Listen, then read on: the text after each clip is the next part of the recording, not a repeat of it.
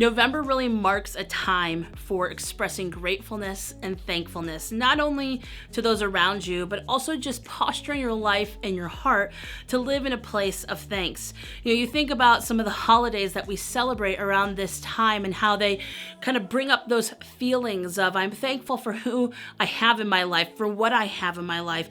But I want to highlight something that maybe we don't think about that often during this time of year, and that is what the scriptures say about the power of thankfulness. The Psalms say, I will enter his gates with thanksgiving, his courts with praise. The scriptures allude to when we have a posture of thanks in our life, it gives us permission to enter into the gates of the Lord.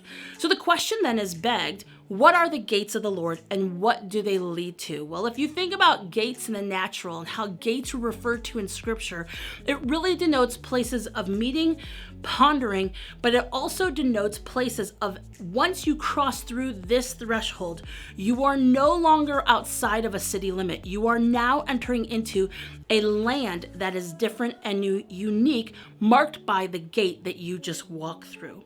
And so as you move through this month, I want to encourage you to remember that posture of thanks and what it gives you access to in heavenly places, or what it might give you access to in your life. How does living a life of thanks give access to you personally? Langston Hughes wrote the famous poem, What Happens to a Dream Deferred? Does it shrivel up like a raisin? He ends the statement by saying, or does it explode?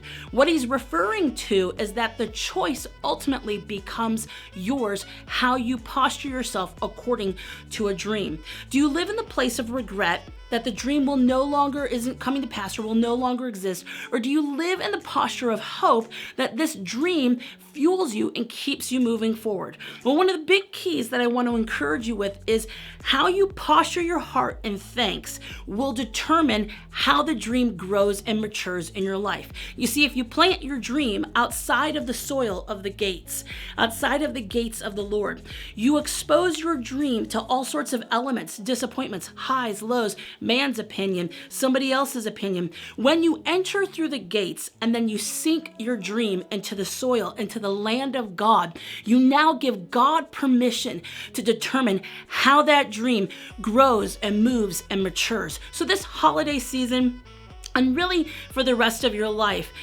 remember to practice the discipline of entering the gates of the Lord with thanks. Because when you do that and you bring your dreams, your hopes with you, you now sink those things into the presence and the soil of God, giving him permission to grow and mature all that you've been hoping for and bring it to fullness through his timing, his power, and with your posture, hard work, and surrender to him. Add those two things together and it becomes an explosive duo where anything is possible. Enjoy this month of thanks and celebration, but keep those dreams tucked close to you and remember them to deposit them in the right soil, because where you plant determines what grows and what's produced from it. Happy November. Happy Thanksgiving. We're thankful for you and we're praying for all that God has promised and planned for your life to come to pass.